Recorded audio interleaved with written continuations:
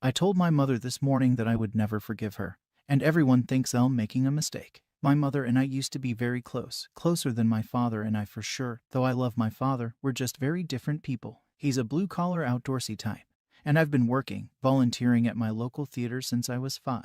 My mother always loved the theater, and we bonded over that love, along with a love for cinema, whereas my dad only ever watches National Geographic on the cable that he still has LOL. Not to say that my father was unsupportive, just that he was different. My parents got a divorce when I was 17. They tried to keep the reasons for it from me, but I eventually found out that my mother had been in a long affair with one of my father's friends. As soon as I found out, I confronted her at her apartment. She pushed me out the door and said she wouldn't talk to me when I'm acting like this, and that is the last time I had spoken to her for years. I still saw her sometimes in public areas, but I left before she could say anything. My dad still says that he doesn't want to be the reason that I lose someone I'm so close to, but I can't stand to look at her anymore, knowing she was doing something so vile for years. The effect that it had on my father is palpable, like his life is over. They had been together since they were 14.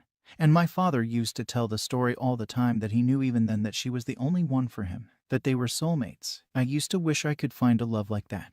And now I know it was always half a lie. Today she came to my work and demanded to know when we were going to work past this, to know when we can make things what they used to be. As I walked her out of the building for a private moment, I got incredibly angry and asked her when she was going to uncheat on my father. She insisted that we could work through this, and that what happened didn't affect me, to which I laughed and said, unlike you, I am affected by people I love being in pain. We kept going like that, until I eventually went off on her that we would never be reconciling because I don't want someone of such low class and character in my life. She didn't take it well, to put it frankly, and when I went back inside she was still sobbing in her car. Part of me feels bad, but the rest of me feels that maybe now she understands that she fucked up. My dad and friends are upset with me and say that I shouldn't push her away for my own sake, but she's a collection of painful memories now, and she had her chance to tell her side. She didn't want it.